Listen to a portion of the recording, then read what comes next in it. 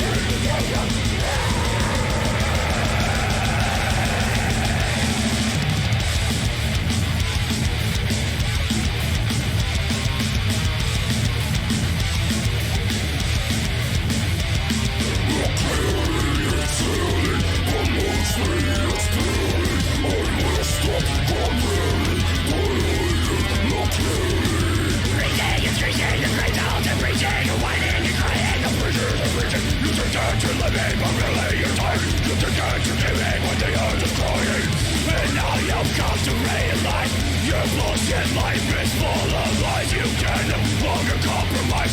So when death comes, it's no surprise.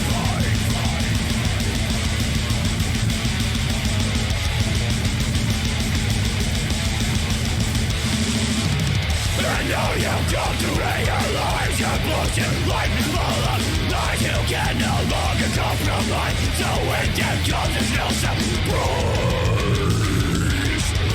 It's no surprise. So when death comes, it's no surprise.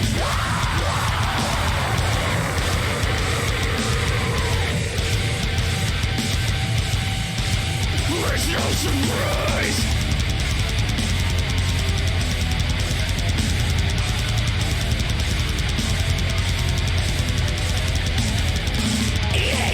Winters from the ceiling, what is that I'm feeling? All I hear is squealing. Feeling is chilling, but mostly it's thrilling. I will stop, God willing, when I got some killing.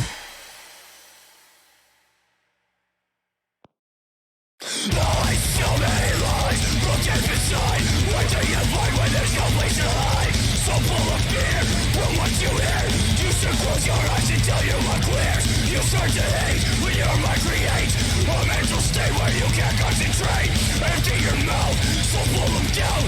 Trust me it out, trust me it out.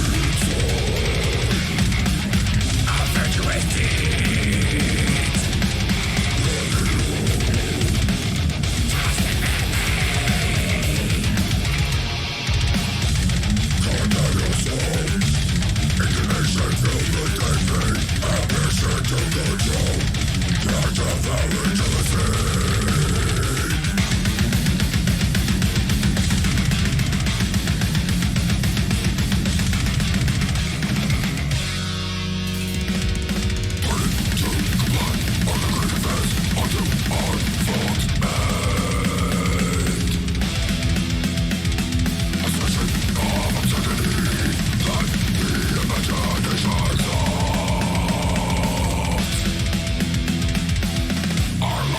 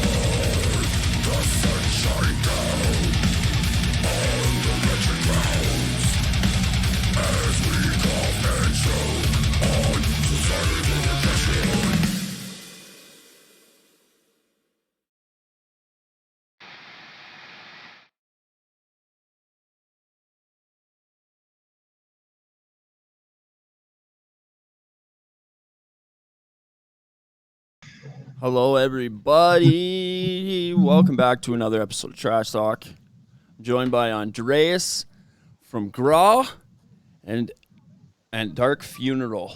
Oh, there we go. That one's clicked on.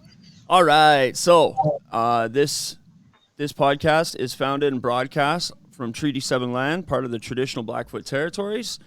Thank you, everybody, for joining us. We're very excited to have this man on our stream. He's releasing music like a madman. He was doing some recording the other day. 150 hours of it in a day. He's insane. So we're going to jump right in. How you doing, buddy? I'm good. How are you? I am well, quite well, actually. I just got a new job today, and I'm very stoked about that. All right. That's cool. Yeah. Ryan, how you doing today, buddy? I'm doing good. Most good. Most good. Most good. How is the weather where you're at, Andreas? It's quite warm. I don't know if you're Celsius or Fahrenheit where you're from. We're Celsius here. It's around 30 today. Whoa. Yeah, that's warm. It's summertime for you right now. Oh, yeah. Yeah. Right Absolutely. in the middle of it. Yeah, Holy. it's almost a bit chilly today. It was like 32 yesterday. Woo! And sunny, and today is a bit cloudy, so it's a bit cooler. Awesome. And you've been locked up recording, right? Yeah, I'm actually, right now, I'm working on my solo album. I'm trying to wrap up the demos for that one. Because the Dark Funeral album came out last year, and now we're releasing the GRÁ album, so of course I'm jumping on to the next one. Yeah. You can never stop the madness, right? No, you can't. No, you can't. Nobody's going to do it for you. You got to do it. You got to get in there, and you got to get dirty with it. That's what it's all about. That's right. Let's turn. Right. So yeah, I've been doing that lately. I'm working every day, hour after hour with this, with my guitar and with my microphone, making demos. Awesome. Kind What style are you doing on your solo album? It's hard to say. I mean, of course, I'm a black metal guy in the core. I mean, so that's where it's gonna land. I don't know if you heard my first single, "Transcending into a God." I think you have that's where to start, I guess, and then I'm venturing into different territories of extreme metal, I would say. Yes. Yes. That's where we got to That's what stay. I like. At the core, fast and heavy. It's got to be fast and heavy, and or one of the two, and it's got to stir Yeah, it's up. gonna be very, very. It's gonna have a lot of variety. That's for sure. Nice. Awesome. What kind of gear are you using? Well, I have my portable mini studio. Basically, I'm using a laptop and a audio interface by Focusrite, and then I have like my guitar, my Jackson guitar here, and a Ibanez bass, and a microphone from what's the brand? Don't know. Nah, nice. Whatever is up there. Stripped down setup, man. That's awesome. That is true black metal. Like that might even be a little bit more technical and advanced than traditional black metal. Exactly. I'm not using headphones for microphones, right? I'm not going to go as far to call you a poser because we all know that that's definitely not true. But like, hey man, have you ever thought about just setting up your laptop microphone and recording the whole thing into that? I used to do that actually back in, 15, 20 years ago. I had when you didn't have the camera on the actual laptop, when you had like this extra thing, and that had a microphone. So I plugged it into my audio interface and I did vocals that way for a while. Yeah. Because I didn't have a fucking microphone. I didn't have fucking money to buy one. Hell yeah. So yeah, I've done that. Hell yeah, man. Like, so the first computer that I ever recorded on, it was a microphone that came with the computer because my friend's parents, my friend's dad was a town counselor, so he had a video call set up. And he's like, oh yeah, man, this is top of the line. My dad uses this all the time for his meetings and stuff. And it was like, looking back on it now, like my phone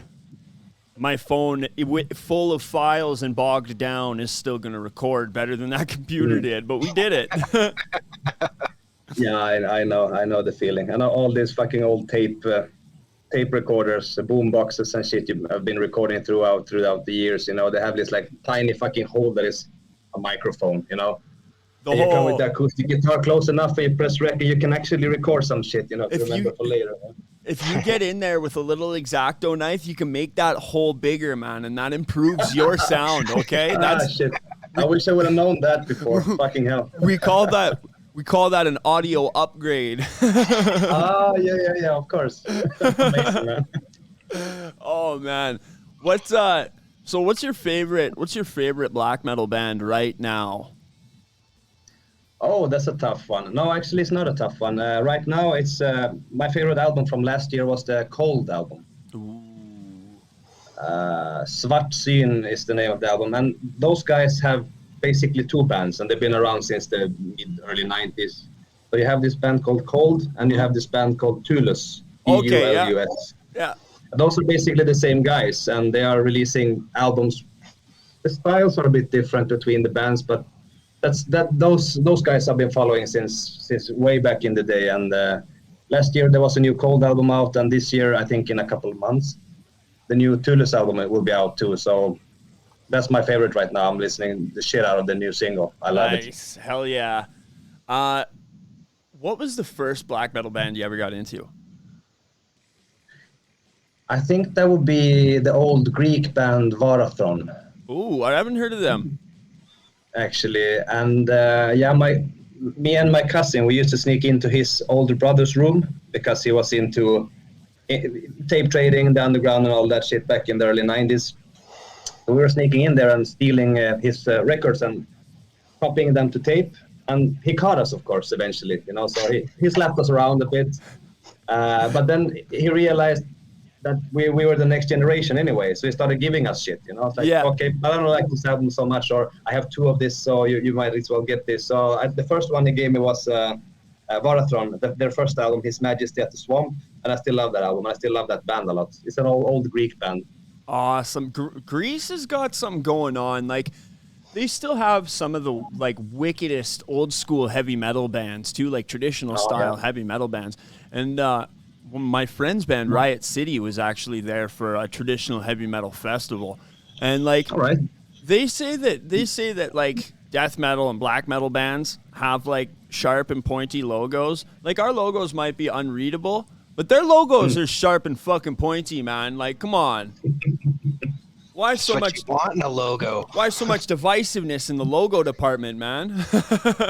Yeah, exactly. Yeah, but I mean, they even use weird letters anyway, so. Yeah, right? Like, come on. Greek letters, it's all Greek to me. Yeah. Yeah, it's odd, but that is maybe what's making it awesome too. Exactly, right? It's like, it must be an island thing. Greece is a fucking beautiful place too, man. Like, it is. Yeah, absolutely. I love it. Like, when you live in a place, and some of the vocalists, like, if I lived in a place that beautiful, I'd probably have wicked pipes like that too, man. I'd be singing about the ocean all the time. Maybe. Now, what was the inspiration behind the latest GRÁ album? What inspiration is a hard one to say. What is inspiring? I mean, inspiration is the accumulated experiences of life versus whatever chemical shit is going on in your head, But something that we have been thinking about consciously throughout the recording process and even in the composing process is we've been listening to shit tons of 80s heavy metal. Yeah. Old Priest albums, old Maiden albums, Saxon. I mean, you have the things that we listened to when we grew up, Yeah. We kind of kept going in that direction, and when we were coming with a new riff, this sounds fucking AC/DC.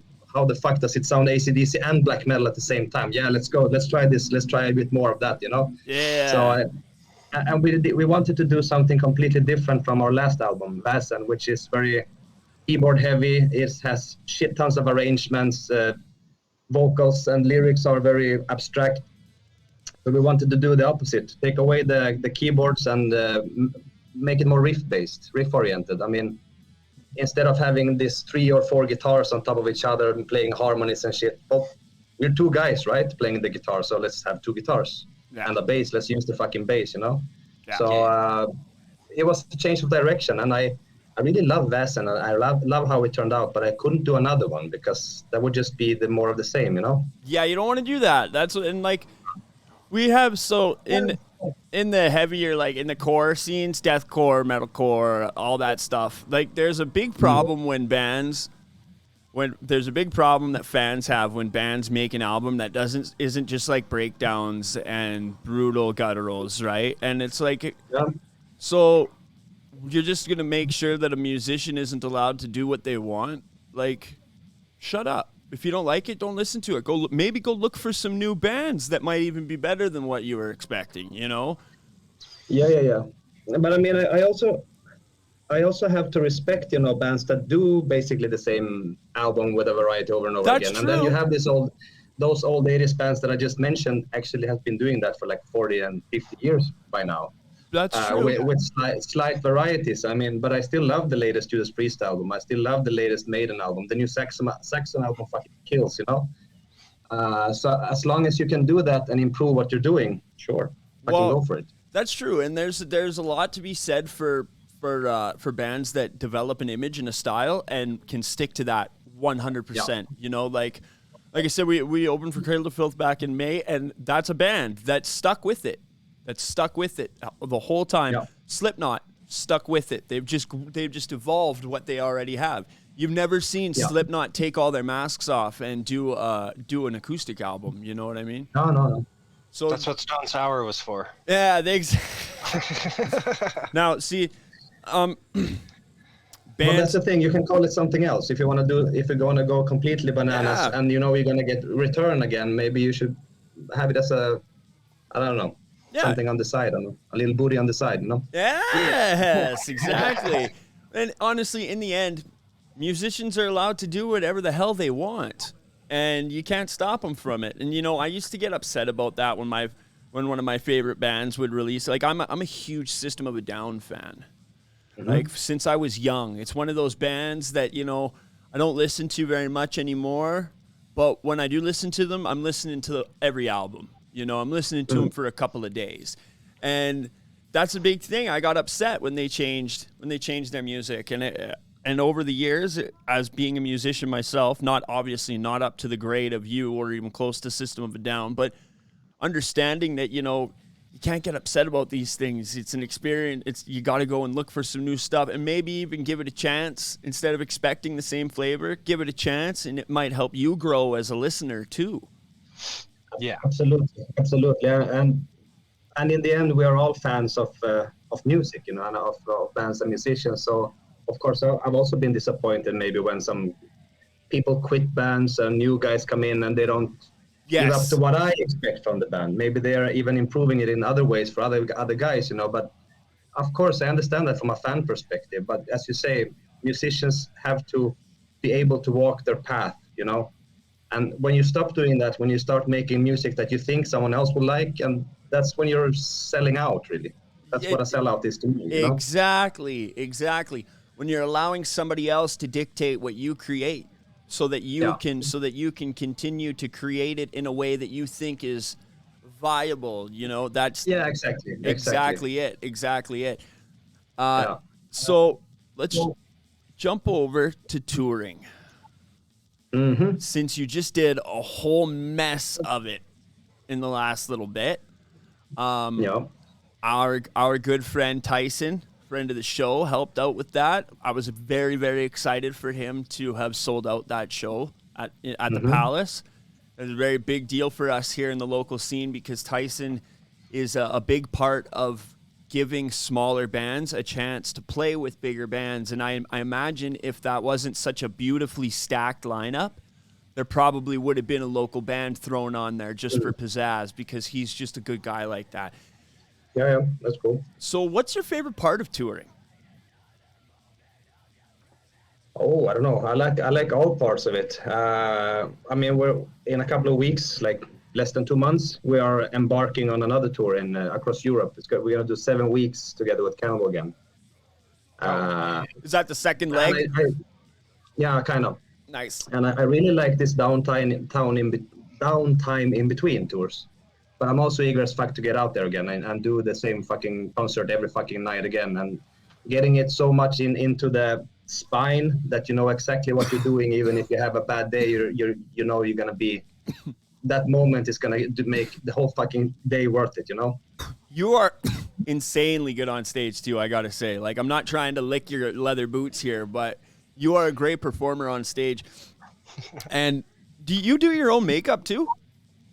Yeah.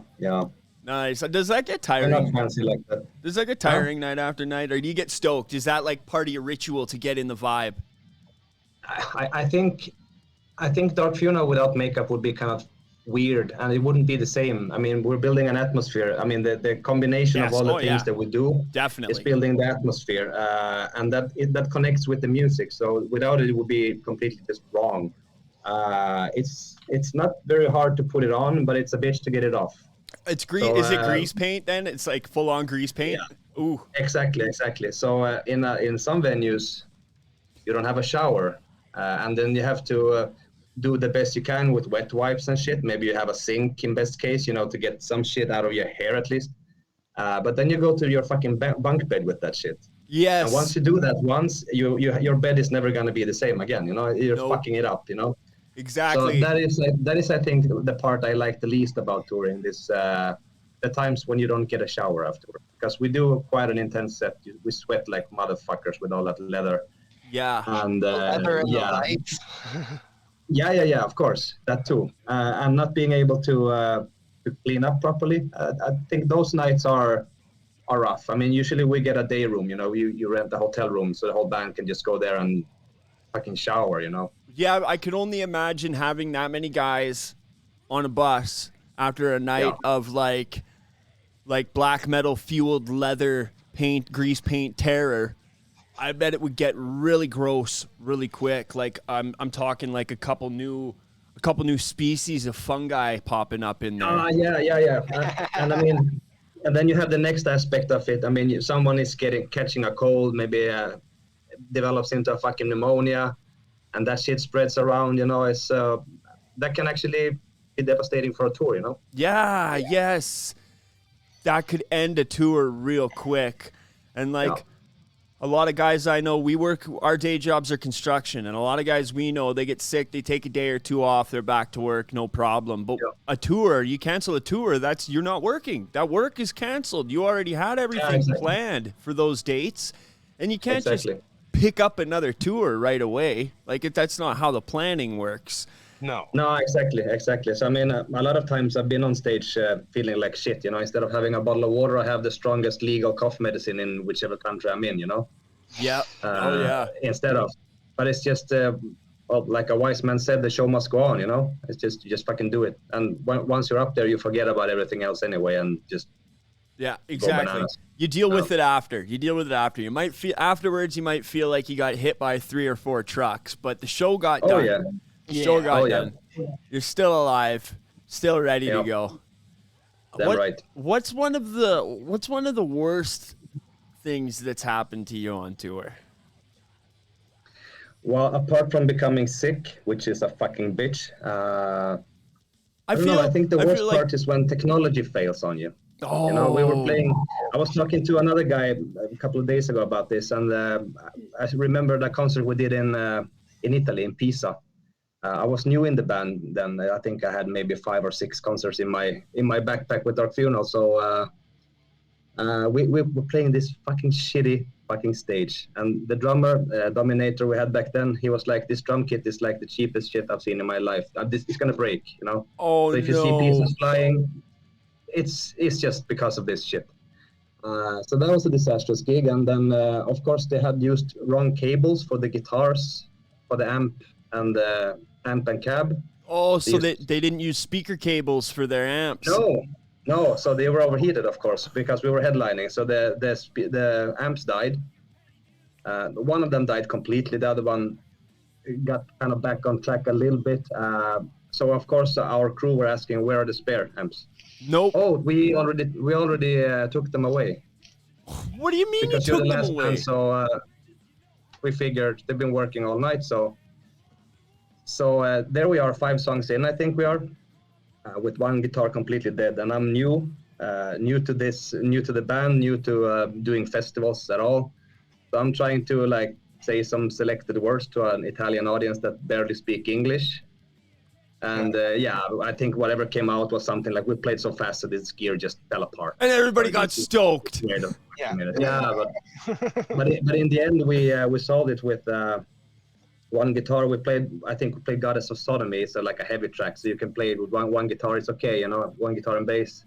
And meanwhile, they sorted this. They connected the other guy to a DI box straight into the desk and just distorted it. You know, like so the one guitar sounded like a fucking CC Top guitar, you know. Ooh, like clanging and twanging. You know, we distorted like that, so we could do the fucking show, you know. Hey man, that's black metal. You gotta do what you Well, gotta yeah, do. it was. Yeah, I mean that was a kind of felt like a Spinal Tap moment, if ever anything would be like that. But yeah, we pulled off the show anyway, and yeah, but it was an experience. I learned a lot from that. Well, and having something like that, like you said, you only had a couple of shows with Dark Funeral at the time. Having something like that thrown directly at your feet, that right there, it can't get much worse than that afterwards. And if it does, well, at least you have that as a comparison point. You know, it's like, exactly. well, you know, we had this happen before. We can mitigate it this way. And then any show after that is just going to be deadly because you're going to be like, oh, man, it's so nice that our amps work and they're like hooked up with speaker cable. Oh, man. Yeah, like, hell yeah, man. That's terrible. That's terrible. What's one of the things that you think about before you go on tour? Like when you're getting ready, you're gearing up for it. What's one of the things that's always crossing your mind the days before tour?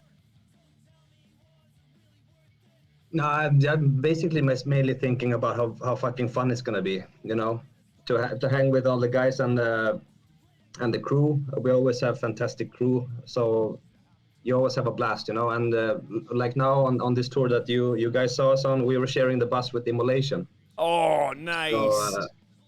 So we had a blast with those guys. Those guys are fucking amazing too, you know. So we were having a good time every night, pre-show, after show. You know, those guys are really fun. You know, New York guys, super awesome.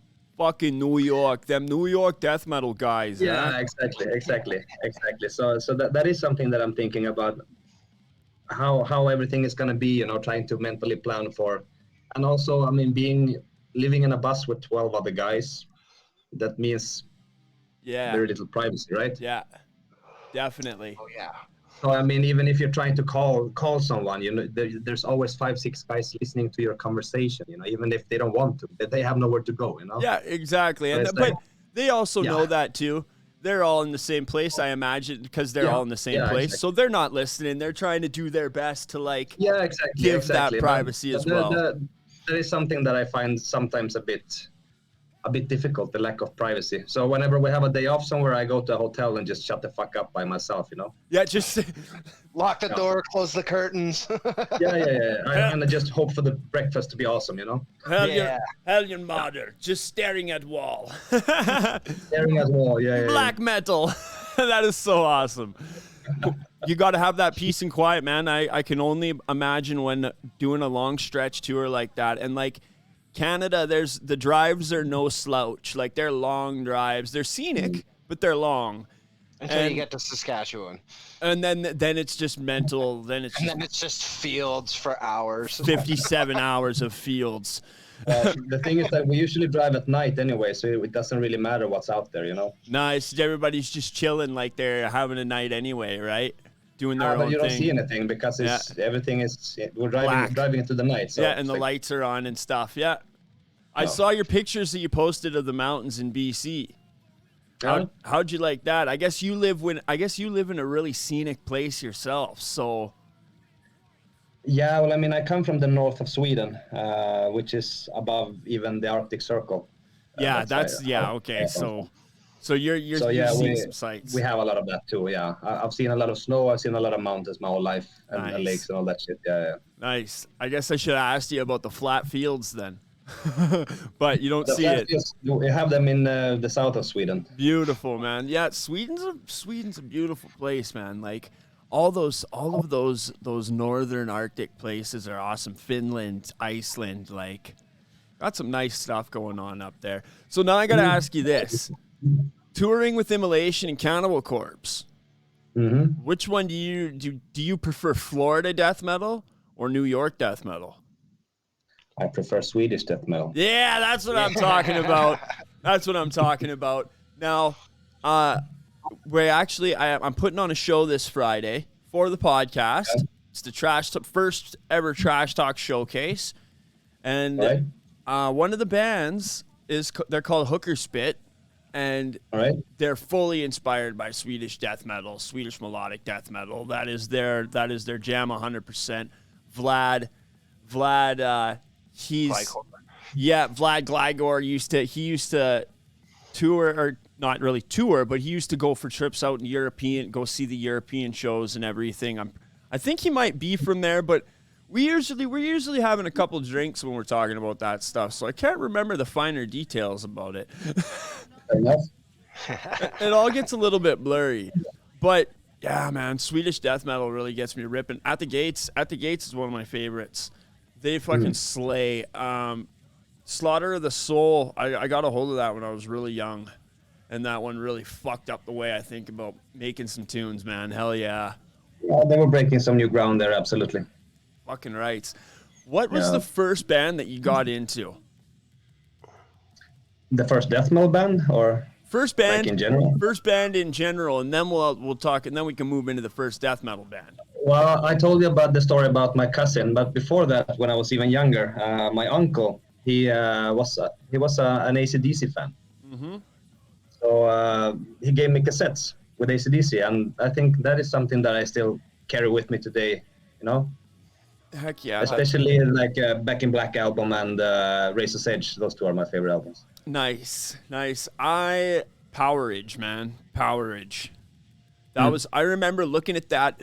I saw the tape of it, and I remember staring at it for hours because the wires coming out of the sleeves, and I had just never seen an album cover like that before. My mom was into Meatloaf when I was young, so I've seen like the extravagant artwork, but I had never seen a picture of a person like that. Like I was like, is that real? Like, are his arms actually, like, I was looking for hands in the sleeves and stuff, and I was, and I still one of my favorite album covers to this day. That's very cool. Yeah. And what about your first band that you played in? Well, I come from the north of Sweden, so up there we didn't have much. So you would gather the guys that you have. Actually, the current bass player of GRÁ, he's also from the north, same as me. So and he's a couple of years older than me. So back in '95, he had a band, but they didn't have anyone to sing. And I was just a fucking kid. So they asked, "Why don't you try?" Yeah, sure. So the band was called Symphony of Malice. That is a sick fucking name.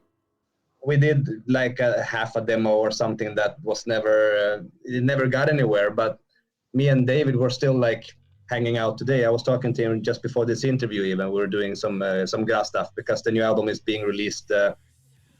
It's actually released in Sweden now, so I think it's a time zone thing. Hell yes. Yes, it's supposed to, I'm pretty sure it's going to be out 10 o'clock by 10 o'clock Mountain Time, because I think that's how Spotify works. Is they just cycle through. I don't know. I don't pay too much attention. I just go for the next day, then it's there for sure. Yeah. So that's awesome. Now, how far did this first band get? Did you guys play any bigger shows? No, we didn't play a show. Nothing. No shows. No. I mean, we were kids, and to go to Stockholm from where we lived would be, if you don't stop at all, we a 13-hour drive. Oof. That's a long drive. Yeah, and as kids, we couldn't afford any fucking flights tickets or train tickets and shit like that. So no, we were actually stuck up there like fucking hillbillies up in the north. But we had good access to rehearsal places and stuff like that, so we could actually rehearse a lot, and we were developing our skills rather, because there were no internet back then, of course. So you couldn't, even if you made a demo, you didn't have anywhere to fucking sell it, you know. some tape trading. But no, we didn't do shit. I mean, I left the north around the turn of the millennium, went down to southern Sweden, and that's when I actually started to actually meet people to create more bands and become a bit more serious with that, and actually distribute some stuff. Me and my cousin, I mentioned the younger brother there. He was a drummer, so we were playing together a lot. We had a band called Diabolic Lust for a long time. We did a couple of demos, but we never got further than that. We never played live or anything like that. Nice. That's the pretty. And I thought we were desolate out here, Ryan. You know, Right. I thought growing up an hour away from Calgary, like an hour away from the major cities, was like rough.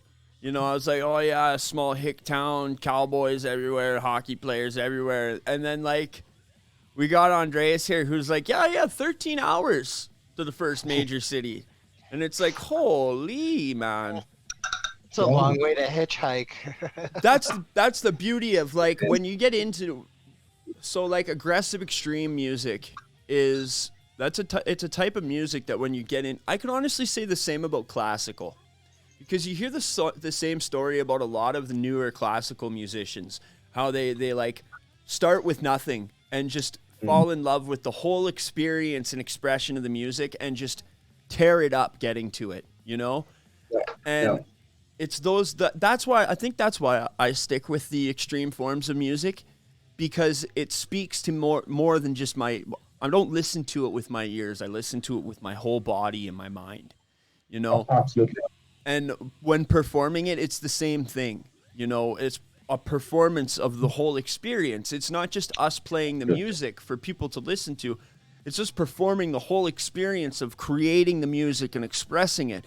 And you got to admit, man, it's the guys who start with the most desolate stuff that are making the most intense stuff. Like you're a front man for Dark Funeral now. So like, that's some extreme stuff. Like I grew up seeing that Dark Funeral logo, and like, just there's anybody else who tried to do it, they're like, oh, that's ripping off Dark Funeral. It's ripping off Dark Funeral.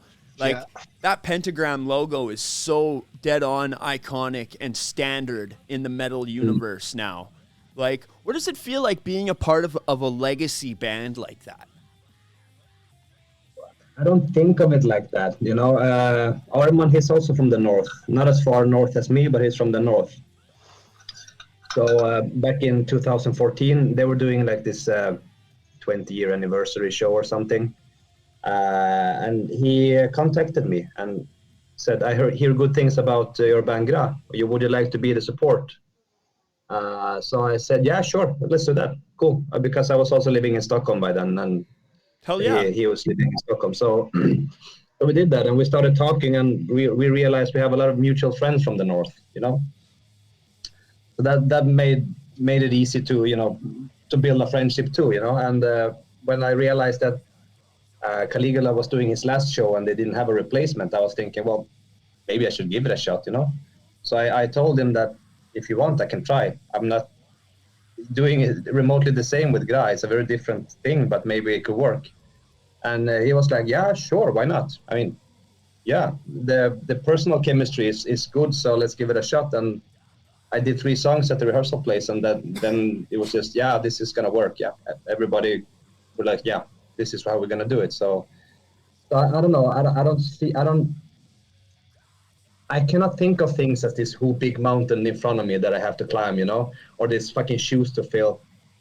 I can just do my own shit, you know, and I go into it with my own self, you know, and I'm not trying to imitate anything. I just do what I see fit, and it works.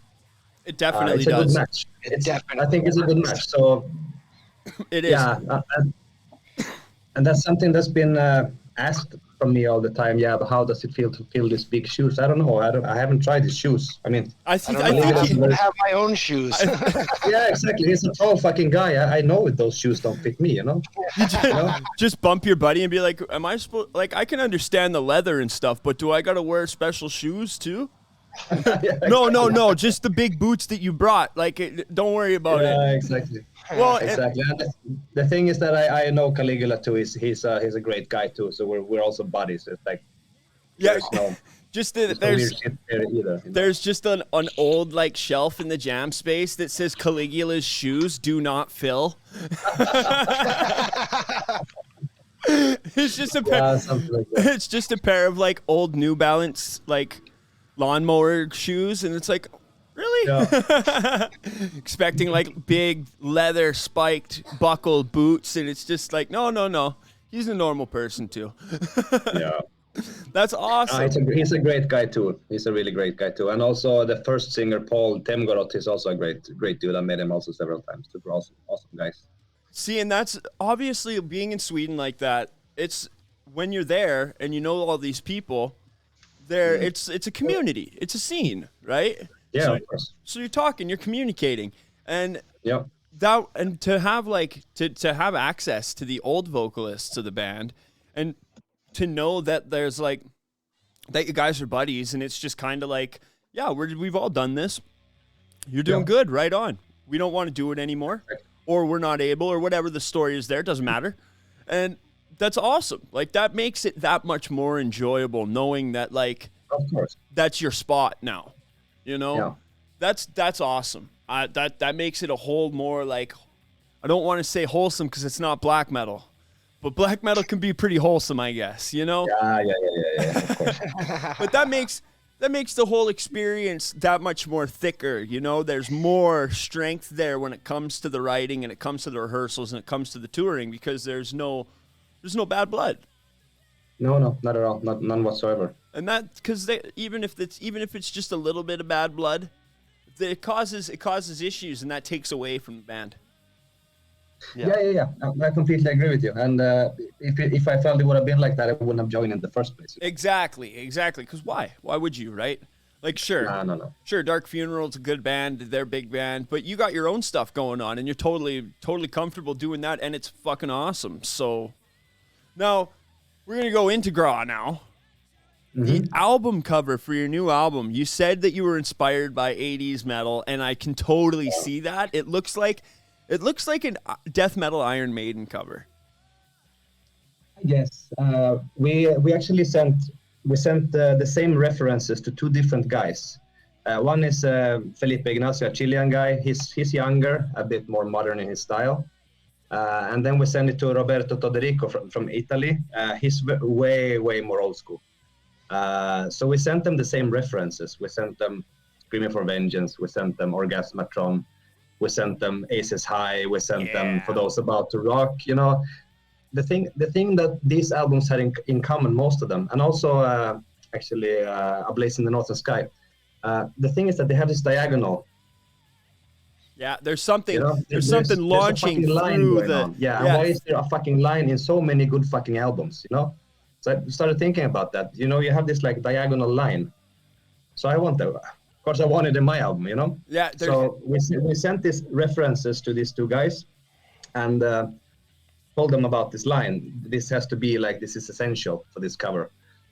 So Roberto came up with this what became the Flame of Hephaestus, the single cover, with this like more Manowar. Yes. And you can clearly tell he's a more old school guy, you know, because he did that, and he also had this fucking line, you know. So that was beautiful.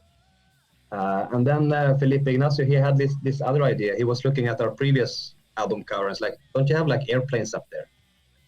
What do you say if we play with that a bit? So we came up with some kind of, I don't know, Aces High Ghost Battery thing. And it also has that line. That's the thing. And that was one of the most important parts of the cover. It has to have that fucking diagonal line.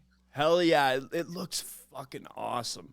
Like, I really like the styling of it, because the colors sit real nicely. It looks like that it's like smashing through, like you said, that line, right? It's smashing from one corner of the cover to the other corner, right? Yeah, exactly. It has movement. Yeah, I was just gonna say that. It looks like it's moving through the cover. It doesn't look like it is actually the cover, and that makes it. You look at it and you're like, ooh, you know, you get that movement feeling right when you look at it, and that's the engagement of like, this music's gonna sound intense, you know. Yeah, that is. I mean, I've seen a lot of reactions to the cover, and I think it's so awesome that people actually pay so much. They care so much about it, and this is not this, and this is not everyone understands, and that's perfectly fine.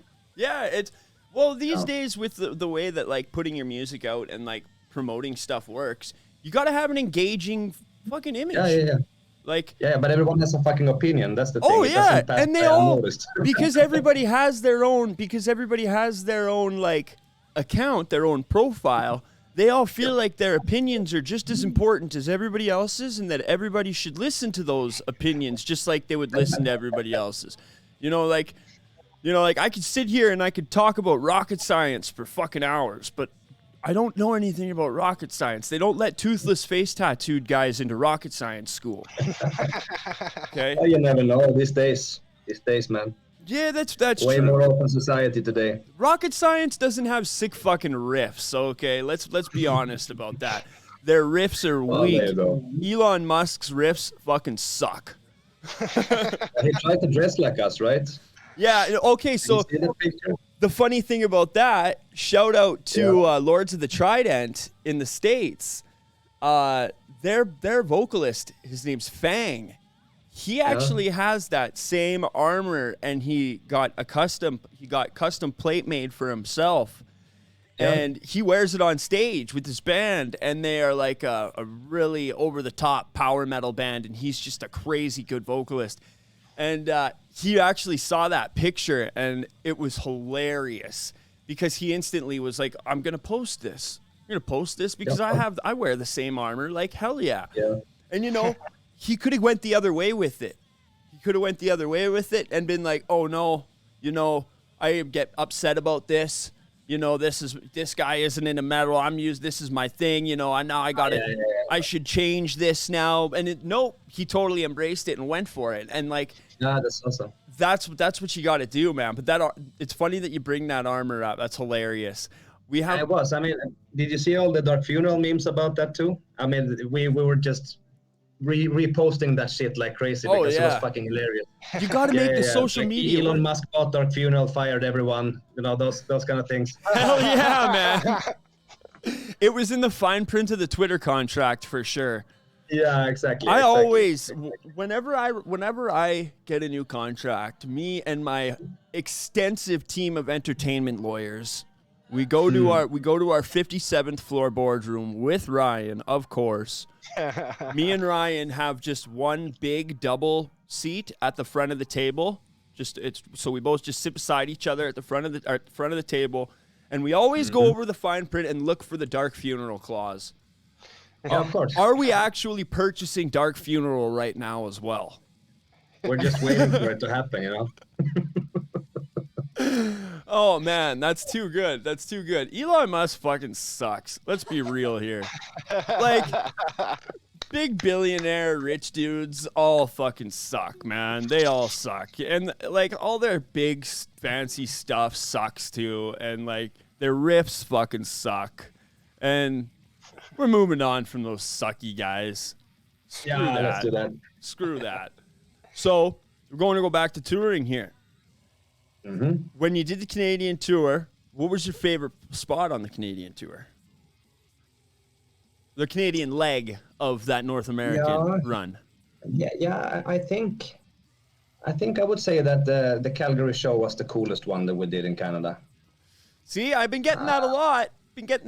Ryan. But it stood out because I have never been there before, so it was also breaking in a new city for me. I've played the other. Almost the venues, even same venues. The last time we went to US and Canada, but we didn't do Calgary then. So that was cool to get a new city. Nice. And the crowd was fucking awesome. It was a sold out, and I had some time actually to see the town also. It was beautiful. So I had a really good day there. See, a lot of people don't agree with me, but I love Calgary too. I really do. I love walking around the city. Like whatever. I live close to downtown, so I just have to like jump across the street and I can see downtown from my place. And whenever I got a show downtown, I always walk. It doesn't matter it doesn't matter what the weather's like. But we get those like electric scooters every summer too. So me and I got a liquor store right on the corner by my house. So me and the Rye guy over there will usually get all of our gear because we're usually shooting some bands too, getting some footage, maybe doing a couple of interviews with the bands as well, or my band's playing too. And we'll slam a Mickey and jump on those scooters, and then by the time we get down there, we got a good rolling buzz going on. And that's a big part of the experience too of like being in a band or being a part of the scene is getting ready for the shows, going out for the shows, you know, hanging out, like showing up. Showing up is very important, you know, and I'm bad for it because I'm a weekend guy, and usually only on the weekends when I don't have my daughter, because specific time, right? There's a time and a place. So when I go out to shows, I try to make it really worth it. What was the scene like when you were growing up? Other than, well, you lived up in the north, right? But when you would go up to shows, what were the shows like? Well, we didn't have so many shows up there, as I said before, but we did have some. And of course, as the population is very scattered up there, like it is in your part of the world too. Yeah. You wouldn't have too many people, but everyone was shit-faced and happy. Yeah, small population scattered all over the place. Yeah, exactly.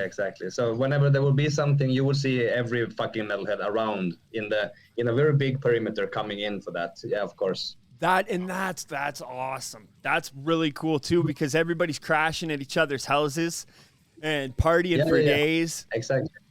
One of the coolest shows I remember from living up there was it was 3 hours south from where I was living, in a kind of bigger town. So maybe like 50,000 or something like that. Like Red Deer, that's like our Red Deer size. That's still a city. We call that a city still. Yeah, so I think it was in '99. We had Motorhead, Manowar, and Dio. Oh, coming man. in the same package. Whoa. Holy shit. That was something, you know, and for us not having concerts at all, having this fucking super package come in there, that's a concert I will never forget in my fucking life, you know. I bet that was fucking loud, man. It was, yeah. And like the amps, I bet there was just amps everywhere. Like, yeah, well, they did it in a hockey rink, actually. Oh, okay, that's still fucking wild, in a hockey rink too, man. Like, I couldn't imagine. That's when was that? Was that in the 80s? It's 99. No, I think it was 99? actually 99 or 98. Ryan just Googled it up. He's a fucking badass. I didn't Google it up. I was listening to him talk. Oh, fuck. He said 99. I got too stoked. I wouldn't swear on it. It might be plus or minus a year or two. I don't know. But around that time. But that was a cool package to get so far up in the north. That really stood out, you know. And I think it hasn't been surpassed since. That was the one of a kind thing going on up there. Well, and now that Dio's gone and Lemmy's gone, like, that's insane, man. That, like, when I was younger, I'm not really into power metal anymore. It's not even because it's like corny and cheesy. It's just because it's not like, there's some fast power metal out there, but it's not super fast, super heavy, like grab onto something or you're gonna fall off. And that's my thing. But Manowar, when I was younger, just getting into metal, my brother showed me Manowar. And Manowar is sick.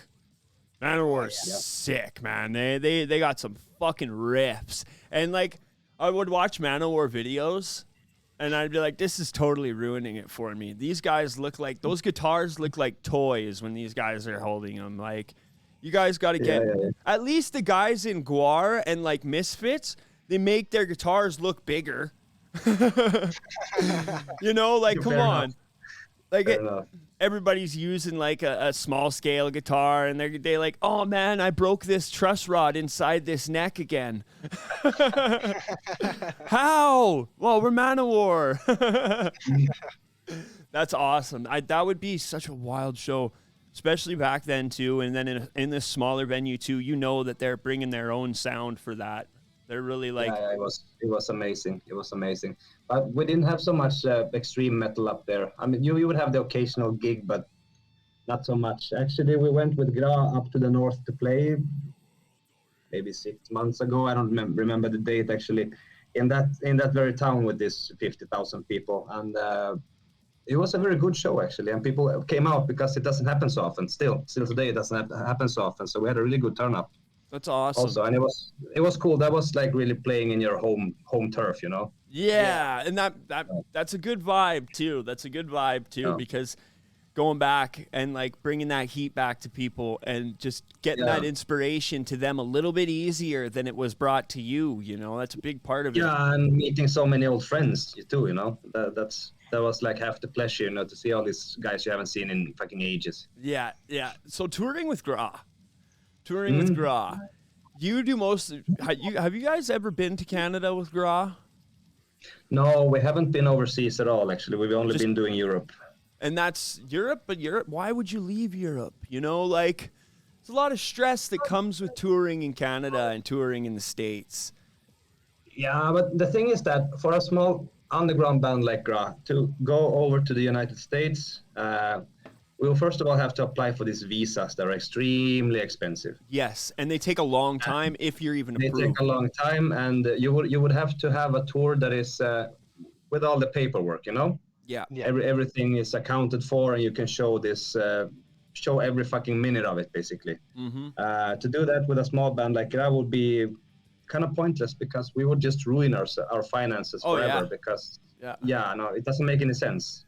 Yeah, exactly. Because first you have the visas, then you have the fucking flights, you know, and then you have the tour bus going around, and we're not pulling as many people as Cannibal Corpse. Come on, we have to be like realistic about that. So regardless of how cool it would be, I would love to, but I have to be realistic too. I'm not Elon Musk, you know. If I was Elon Musk, I would go with I would hire Bruce Dickinson and his fuck Air Force One and come with that. But bro, sorry. Yes, honestly, we're gonna go back to this again. Like, fuck Elon Musk. You know, like, his riffs are just terrible. They're terrible. Yeah. You know, I heard him play "Smoke on the Water" on a sick baritone, and he couldn't even get it. It sucked. I was upset. I kicked him out of my house. Can we make T-shirts, Nate? Can we make Elon Musk's riffs suck T-shirts? Yeah, we can definitely do that. Fuck yeah, I like that idea a lot. Yeah, send me one, please. Fucking right, for sure. Definitely. I'll send you a trash talk package for sure. Cool. So European touring, the rides, driving from city to city is a lot different than down here, right? It is, because everything is way fucking closer. Yes, you take a drive for a couple hours and be in a whole other country. Yeah, and you can even have passed through another country in that time, going there. Oh man, what's your favorite European country to play in? Well, I'm a sucker for Greece, I have to say. It's a killer Greece spot. is always great. And I also like to play in Eastern Europe, like Romania and Bulgaria. The people are just a little bit wilder there. Yeah, they are. There's a more vicious atmosphere that I really, really like.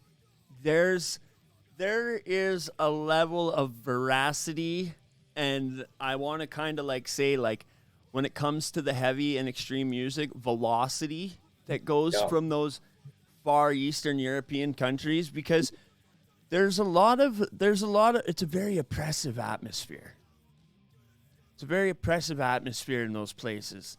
And they're very, like, their communities are, and this is obviously just me being a fucking small town Canadian guy speaking from speculation and from what I know of working with lots of people from there, because in my trade, we always get lots of Europeans that come over, because cladding is a ticketed, like, respectable trade there. Whereas here, cladding is just like siding. So it's quiet. It's quiet there. That's a lot. I get that a lot from the guys that come from there. And I've talked to a Moldovan guy, and my friend is Latvian. My friend Dimitri is Latvian, and it's just quiet there. So when it gets loud, everybody gets really, really excitable about it. And he was talking about New Year's. How New Year's is a really, really big deal there. You know, you go out, you get a hotel room, you stay in the city, you party it up. Everybody's in the street until the morning, and that's New Year's in Europe. And I was like, no, not here. Like, you might go. There's a bunch of people that go club it up, but it's not really a super big deal here. Everybody. So we still have a lot of, like, the white Christian Christmas during that time of year. It's Christmas time. Yeah. And I spent New Year's in Munich once, in Germany. Oh, wow. That was fucking insane. That was fucking crazy. It was like a fucking walking through a blizzard of fucking firecrackers and everything everywhere, and people were just going fucking bananas. It was amazing, an amazing experience. That's wicked. That's wicked. So, what do you want? We're gonna finish this off and wrap this up. What do you want to accomplish in the future? First, we'll start with GRÁ, and then we'll go into Dark Funeral. Well, we are releasing the new album actually within minutes from now. So I'm really, really excited about that. And I hope as many people as possible give it a chance. And we also want to get out on the road with GRÁ a lot more than we have been able to lately because of pandemic and because of, life. So that's something that we really want to do. Get out on the road with this. So we have some new members too that we want to break in live too. We have 2 new guitarists. So that's something that we are really looking forward to. And of course, see how this album lands. And the same with Dark Funeral. We have also a new album out, fairly new, at least from last year. And we're going to tour, and just roam the fucking world, and have the people scream Hail Satan wherever we come, Hail Satan! There you go. Hail Satan until he comes. Your face. Fuck yeah, man. We here at Trash Talk are big fans of Satan. We're big fans of Satan. He's a cool guy. Yeah. He's got good weed. I see a lot of like Christian, Catholic, like, very bad people. Mm-hmm. But, Satan seems to be a big fan of like bodily autonomy and like power of personal choice and, stuff like that. And I'm a big fan of those things, right? Yeah. And, like sex and, partying it up. There's certain things I can't say because video restrictions, but yeah, pretty all right. He's pretty all right. He's pretty fucking Totally. A-okay. So we're going to give you a chance to do some shout outs here.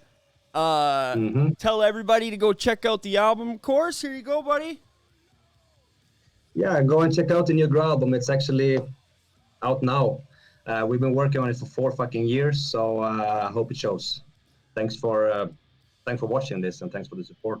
Hell Appreciate it. yeah, buddy. Thank you so much for coming on. I really appreciate it. Ryan really appreciates it too. Ryan, tell him how much you appreciate it. I appreciate it a whole bunch. You didn't even let me have a chance, dude. Thanks, Ryan. Yeah, I was looking forward to this all week, so. That's cool. That's cool. Very, very stoked to have you on. Thank you so much. We're hoping that this will get a lot of the smaller, more underground bands excited to come on the show and be a part of the community as well. And thank you again for your time. We hope to see you again. We hope to see some Dark Funeral again too. And I'll be keeping my eyes out for all the new GRÁ stuff. And we're going to be checking out the new GRÁ album on the next stream for sure. Yeah, go for it. Thank you so much, guys. And yeah, have buddy. a pleasant evening. Hell yeah, buddy. Yeah, you you too. too. Cheers. Cheers. Bye. That was awesome. That was so fun. That guy is so rad. He's fucking just real. Like, he's not, like, I don't know. Like, usually when you meet somebody from a band, like, that's really big, like, you don't expect them to just be, like, a normal person. So, 'Cause- yeah, but keep going. as we're finding out, they're just regular fucking people, too. Well, and if there's one thing I've noticed, Rye Guy, there's obviously bands out there that have assholes in them. Yeah. But the bands that we like and the Don't. bands that we've approached they've always been stoked. Or they haven't even like talked to us or paid attention to us. Yeah, in the slightest bit. But either are. The ones that I'm looking at you, Duncan. I'm looking at you, Duncan from Volvadinia. I know Duncan is busy as hell though, and like I'm watching his stuff. But Duncan Bentley, I'm looking at you, buddy. You're deadly. You're sick as hell. But message me back. So, man, what I'm noticing though is you talk to these bands, you talk to the bigger ones, the guys who have been doing it for a while, the guys that are wanting to do it for like a career, like We talked to Wake. Kyle's a good friend of mine. We talked to Carcosa, Andrew Baina. Yeah. We talked to the guys at Angel Maker. Talked to Chris too from Anti-Flag. Talked to Skylar Kroom from He Is Legend. Talked to Frail, and they always say the same thing. You know, you gotta be nice. You gotta be nice to people. You know, don't be just like a rowdy asshole all the time. There's appropriate places for it. You gotta support your scene. They're all saying to support your scene. And another thing they're saying too. Now we got Andreas, and we got Sean and Gwyn from Frail, both saying Calgary fucking slays. Yeah. So we're not just making shit up when we say that. Yeah, exactly. Like Frail said that Calgary was their favorite. Calgary and Colorado were their favorite shows of that whole tour. Yeah. We got Heljarmadr, the man, saying Calgary fucking kicked ass too. They didn't really play a whole bunch of cities in Canada, but still, you know, like Vancouver was also on that list. Yeah. So, Vancouver, where the fuck you at, guys? Ooh! I guess you're not in Vancouver fucking headbanging and slamming it out. Little devils. Everybody's too busy working, trying to pay the incredibly high rent prices out there. Yeah, incredibly high rent prices mixed with incredibly high ticket prices, right? Maybe. Did I say Dark Throne a bunch of times? No. Oh my god, because Nathaniel said Dark Throne, and I was like, wrong band. Well, it's because when I first locked in this interview and made the post, I grabbed a fucking Dark Throne logo and put it on there. And I tagged Dark Throne. And that's hilarious. And Joey, shout out to Joey from Pride Lands, 21st Agenda, and Scum Dumpster as well. Joey Baboey, fucking, he's like, bro, that's Dark Throne. And then I was like, oh shit. So I changed it and then I deleted his comment. I said thank you first and then I deleted it. Because as far as like research for an interview goes, obviously I'm going to look into who I'm talking to, but I'm not going to research in the same way as like digging up stuff for questions. That is not my excuse for getting the band name wrong. But you're not gonna like Nardwar it though. Yeah, and find exactly. Out who their third grade teacher was, right? My excuse is that I was excited and I was stoned. Yeah. so those are both dumb guy things. You know? Exciting stuff, man. Exciting stuff. Oh yeah, I would like to let everybody know as well too. We are gonna have, where it sits right now, we are having Sangui Zugabog on the show. Oh yeah. We're just waiting to find out the finer details, as in like a dime and a date, and who from the show or who from the band is coming on the show. I'm gonna check. All of them, the whole band. The whole band is gonna hold one microphone and sing into it. No, they can fight over it. They have to hit a buzzer first. We'll mail them out buzzers. They have to hit a buzzer first, and then we'll... No, I'm just... So, promo invitation. Dutch hardcore / crossover thrash, Odd School by band Butt Plug. Ooh. Yes, there is a promo that just came through my email from a band called Butt Plug. Let's check them out. I'm going to pull them up on the old UB Tubes, because if I'm not going to pull up I can't pull up my promo invitations on video. That is... No, that's super not... No, yeah. No, You can't convince me to do it, Ryan. I know that you're trying to sabotage this show from the inside, but I'm not going to let you. Like a corporate ninja spy. Saboteur. Saboteur. You know it's not. No, it's not. You're sabotaging me with a success, and it's not working. The plan comes together. Wait, that's not true. We are making some pretty deadly power moves, and now old Nady boy just got a new job too.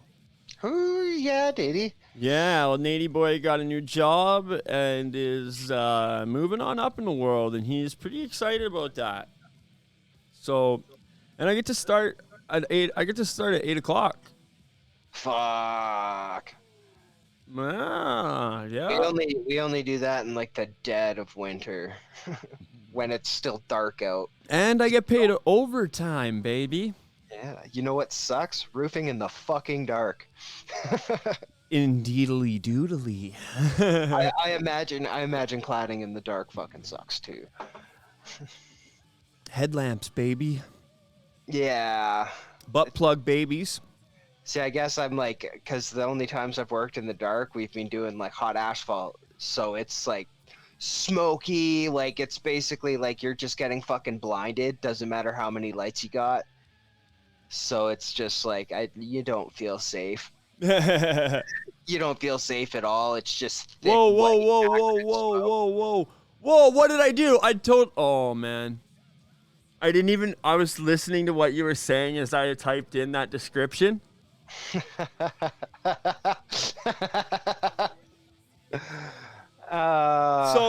I got a promo from a Dutch hardcore band. They're doing a re-release of a 1998 album.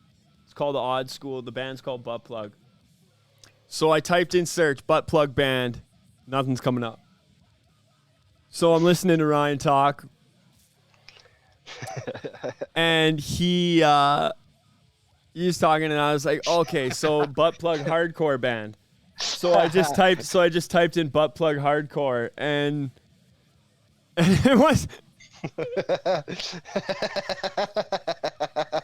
I hope that YouTube doesn't flag me for searching that shit.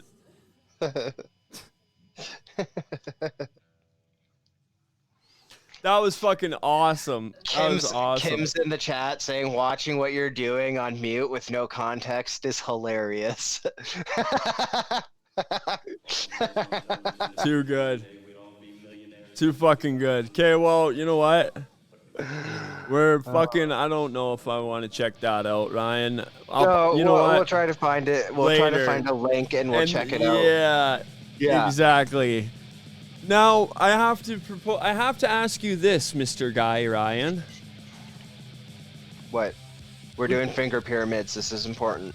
Would you like to play some Fortnite? Oh, I'm gonna go and actually have a nice Neo Citron and go to bed. Oh, Ryan's feeling a little bit spicy in the nostrils. Yeah. I gotcha. This one's spicy. This one's nothing right now. It's devoid. Devoid of spice. Yeah. I got you, buddy. I got you. Well, I love you. You're beautiful. Love you too, homie. And I will fucking see you tomorrow. When do you think you can get to Vern's, buddy? I think I'm going to be there between 6 and 7. Probably around that time. I'll let you know if I'm going to be like late. Deadly. By late, I mean like 8 o'clock. Fair enough. We're going to try and get Paul up there and started for 8:30. Okay. And I got Davey. Davey boy is going to come in and run door for us. Nice. Yes. Such a sweetheart. Yes. Davey, sweet Davey. Well, we're out of Trash Talk merch right now. Yeah. And we're probably not going to get Trash Talk merch till closer to spring/summer. Merch season. Merch season, and we're going to get a lot of cool new stuff too, Ryan. Oh yeah. We're going to get some beer koozies. We're going to get some patches. Elon Musk's riffs suck. Yep, we're going to get the no fake teeth, no fake friends shirts. Yeah, it's going to be good. Yeah. It's going to be good. All right, Ryan. Well, I think I might jump into some video games though. Okay. Well, I'm going to disappear then. Cheers, buddy. Love you. Bye-bye. Woo, bloop, bloop, bloop, bloop, bloop, bloop, bloop, bloop, bloop, bloop. All right, everybody. I'm gonna Nathaniel, Mr. Nathaniel. Do you want to jump into some Fortnite or what? You want to play some Fortnite with me? I'm gonna switch some settings over here, and we're gonna change this stream.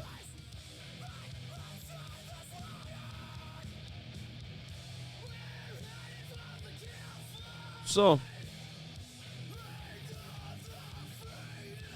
do I want to play Fortnite? Oh shit, I might not be able to play Fortnite actually. You know what? I think we're just done here, you guys. I think we're done with this stream. Thank you everybody for joining me. I got a bunch of stuff I still got to do for that because I got that new job tomorrow. So, thank you guys for joining us. Dark Funeral slays. Go check out the new GRÁ album. It's fucking deadly. Have a fucking great night. Cheers, guys.